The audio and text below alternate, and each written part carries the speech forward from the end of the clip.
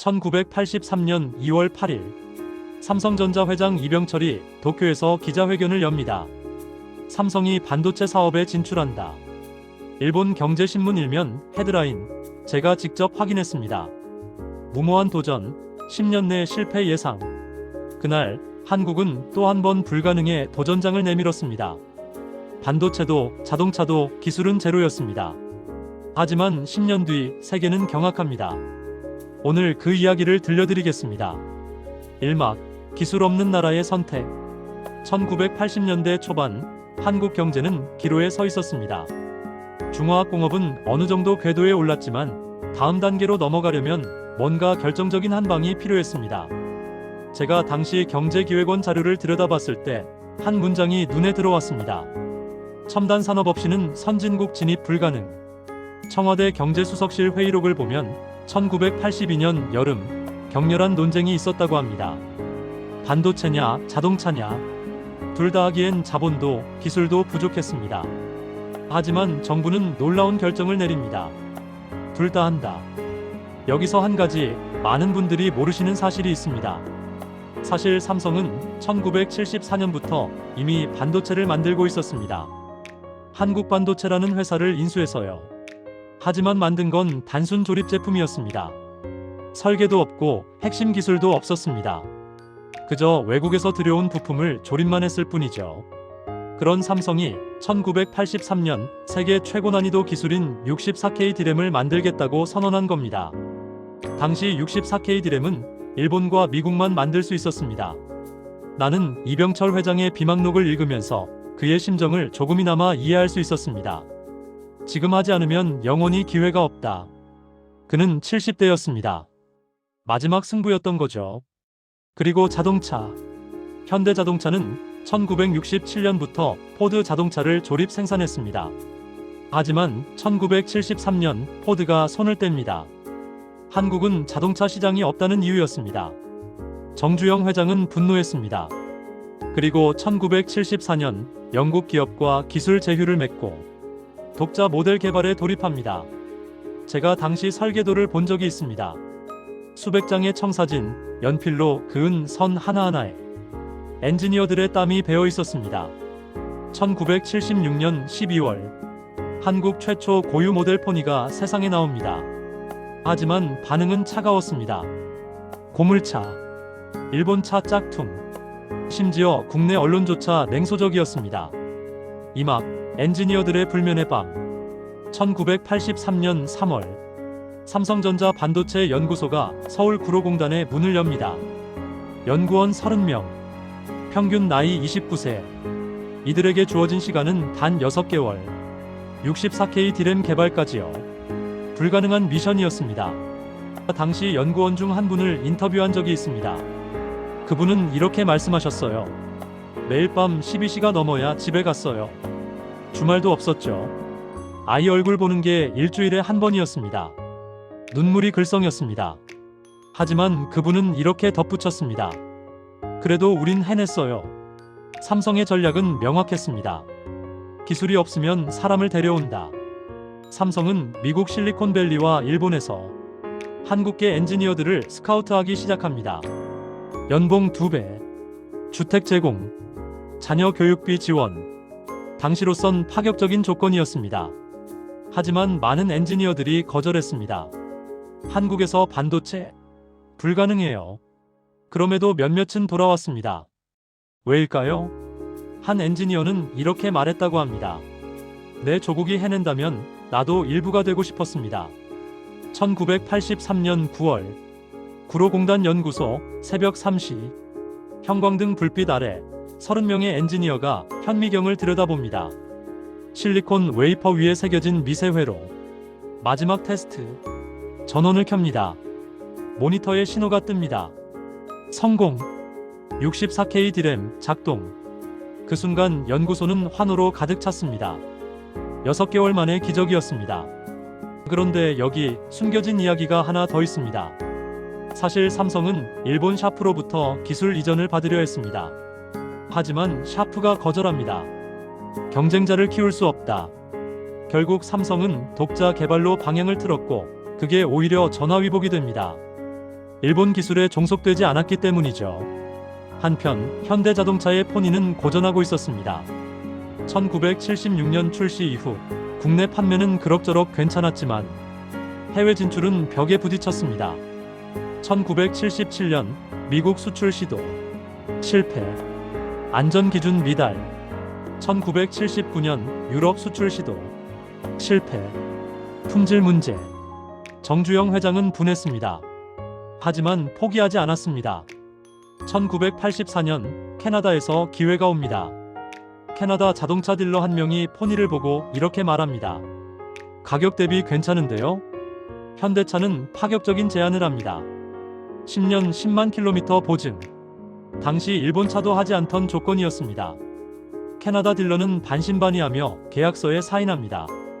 1986년 포니 캐나다 수출 시작. 첫 해 판매량 6,800대. 예상을 뛰어넘는 성과였습니다. 산막 일본을 제치다. 1985년 삼성 반도체는 256K D램 개발에 성공합니다. 일본보다 6개월 늦었지만 격차를 빠르게 좁혀가고 있었습니다. 하지만 진짜 승부는 1980년대 후반에 시작됩니다. 제가 1988년 삼성 반도체 공장을 취재한 기록을 본 적이 있습니다. 당시 기자는 이렇게 썼습니다. 24시간 불이 꺼지지 않는 공장. 흰색 방진복을 입은 엔지니어들은 마치 우주비행사 같았다. 그들의 눈빛엔 오직 하나, 일본을 이기겠다는 집념만 보였다. 1989년 삼성은 3메가 D램을 세계 최초로 개발합니다. 일본을 제쳤습니다. 도쿄 증권시장이 술렁였습니다. 일본 반도체 업체들의 주가가 일제히 하락합니다. 한국이 일본을 따라잡았다는 헤드라인이 쏟아집니다. 하지만 일본은 가만히 있지 않았습니다. 1990년 일본 정부와 기업들이 거액을 투자해 차세대 반도체 개발에 나섭니다. 반도체 전쟁의 서막이었습니다. 삼성은 더 공격적으로 나갑니다. 1992년 세계 최초 63메가 D램 개발. 이번엔 일본보다 1년 앞섰습니다. 그리고 그해 말 삼성전자 메모리 반도체 세계 시장 점유율 1위. 일본 NEC를 제치고 정상에 올라섭니다. 여기서 제가 발견한 흥미로운 사실 하나. 삼성이 세계 1위에 오른 그해 일본 반도체 업계 회의록이 공개됐는데요. 한 일본 임원은 이렇게 말했다고 합니다. 우리는 삼성을 너무 우습게 봤다. 그들은 우리가 쉬는 시간에도 일했고 우리가 만족할 때도 더 나은 걸 추구했다.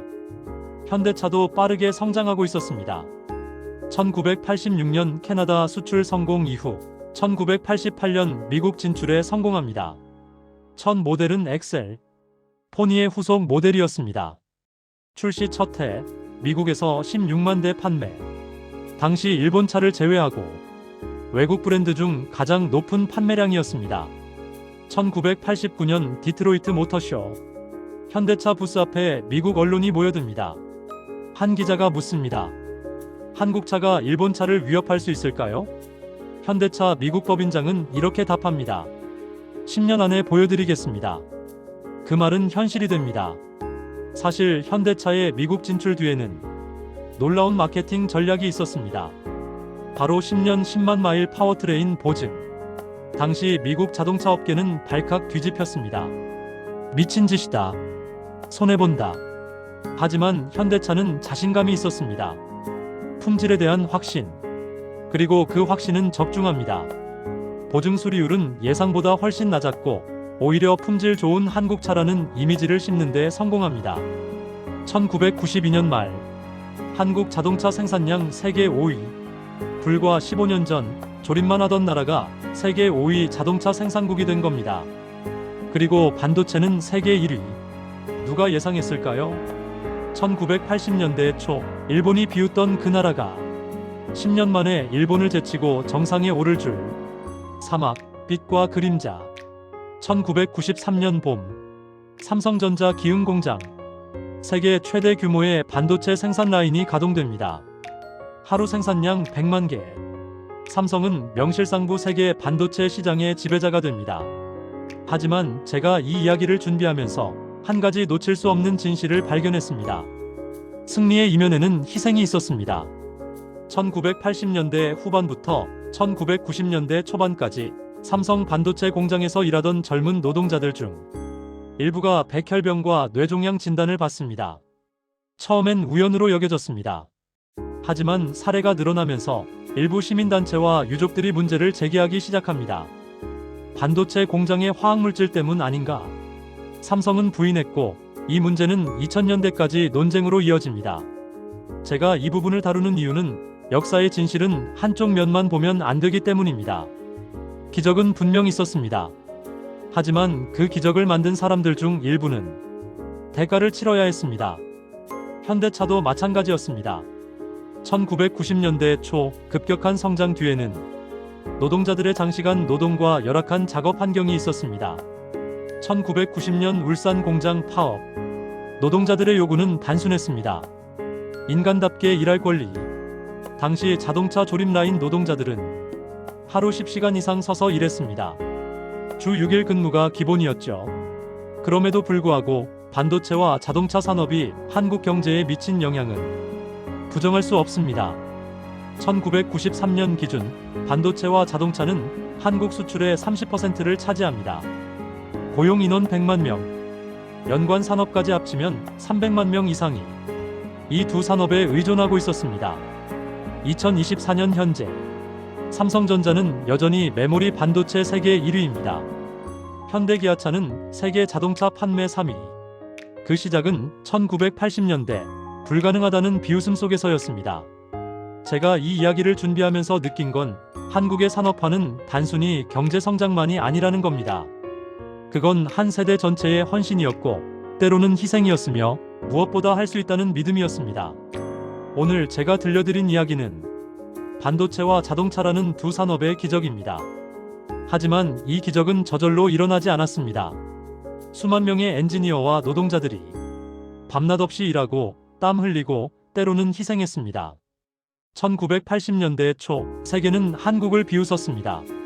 하지만 10년 뒤 한국은 세계를 놀라게 했습니다.